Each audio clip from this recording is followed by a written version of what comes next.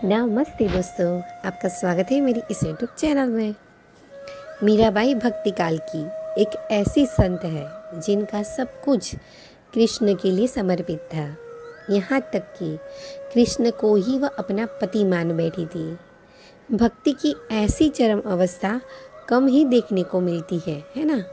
आइए जानते हैं मीराबाई के जीवन की कुछ रोचक बातें। मीराबाई के बालमन में कृष्ण की ऐसी छवि बसी थी कि किशोरावस्था से लेकर मृत्यु तक उन्होंने कृष्ण को ही अपना सब कुछ माना। जोधपुर के राठौड़ रतन सिंह जी की इकलौती पुत्र मीराबाई का जन्म 16वीं शताब्दी में हुआ था। बचपन से ही वह कृष्ण भक्ति में रम गई थी। मीराबाई के बचपन में हुई एक घटना की वजह से उनका कृष्ण प्रेम अपनी चरम अवस्था तक पहुंचा। एक दिन उनके पड़ोस में किसी बड़े आदमी के यहाँ बारात आई। सभी औरतें छत पर खड़ी होकर बारात देख रही थी। मीरा भी बारात को देख रही थी। बारात को देखकर मीरा ने अपनी माता से पूछा कि मेरा दूल्हा कौन है, मेरा दूल्हा कौन है। इस पर उनकी माता ने कृष्ण की मूर्ति की ओर इशारा करके कह दिया कि यही तुम्हारे दूल्हा है। बस यह बात मीरा के बाल मन में एक गांठ की तरह बंध गई। बाद में मीराबाई की शादी महाराणा सांगा के पुत्र भोजराज, जो आगे चलकर महाराणा कुंभा कहलाए, उनसे कर दी गई। मीरा ने गुरु के बारे में कहा है कि बिना गुरु धारण किए भक्ति नहीं होती।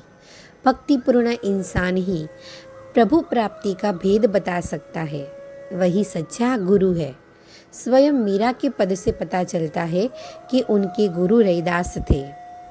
तो देखते हैं, कुंभा, महाराणा कुंभा कहलाए, उनसे उन्होंने शादी कर ली। इस शादी के लिए पहले तो मीराबाई ने मना कर दिया, लेकिन जोर देने पर वह फुट फुट कर रोने लगी।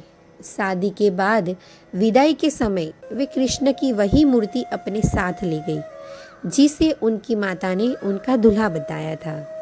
ससुराल में अपने घरेलू कामकाज निपटाने के बाद मीरा रोज कृष्ण के मंदिर चली जाती और कृष्ण की पूजा करती, उनकी मूर्ति के सामने गाती और नृत्य करती। उनके ससुराल वाले तुलजा भवानी यानी दुर्गा को कुल देवी मानते थे। जब मीरा ने कुल देवी की पूजा करने से इनकार कर दिया तो परिवार वालों ने उनकी श्रद्धा भक्ति को मंजूरी नहीं दी। मीराबाई की ननंद उदाबाई ने उन्हें बदनाम करने के लिए उनके खिलाफ एक साजिश रची। उसने राणा से कहा कि मीरा का किसी के साथ गुप्त प्रेम है और उसने मीरा को मंदिर में अपने प्रेमी से बात करते हुए देखा है। राणा कुंभा अपनी बहन के साथ आधी रात को मंदिर गया। वह मंदिर का दरवाज़ा तोड़कर अंदर पहुंचा और देखा कि मीरा अकेले ही कृष्ण की मूर्ति के सामने परम आनंद की अवस्था में बैठी मूर्ति से बातें कर रही थी और मस्ती में गा रही थी। राणा मीरा पर चिल्लाया, मीरा, तुम जिस प्रेमी से अभी बातें कर रही हो उसे मेरे सामने लाओ। मीरा ने जवाब दिया, वह सामने बैठा है मेरा स्वामी नैन चोर, जिसने मेरा दिल चुराया है, और वह समाधि में चली गई। इस घटना से राणा कुंभा का दिल टूट गया, लेकिन फिर भी उसने एक अच्छे पति की भूमिका निभाई और मरते दम तक मीरा का साथ दिया। हालांकि मीरा को राजगद्दी की कोई चाह नहीं थी, फिर भी राणा के संबंधी मीरा को कई तरीकों से सताने लगे।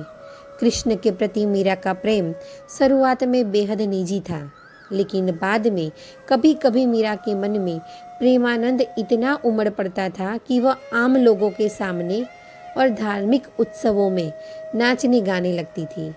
वे रात में चुपचाप चित्तौड़ के किले से निकल जाती थी और नगर में चल रहे सत्संग में हिस्सा लेती थी।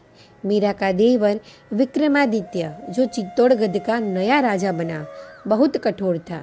मीरा की भक्ति, उनका आम लोगों के साथ घुलना मिलना और नारी मर्यादा के प्रति उनकी लापरवाही का उसने कड़ा विरोध किया। उसने मीरा को मारने की कई बार कोशिश की, यहाँ तक कि एक बार उसने मीरा के पास फूलों की टोकरी में एक जहरीला सांप रखकर भेजा और मीरा को संदेश भिजवाया कि टोकरी में फूलों के हार है।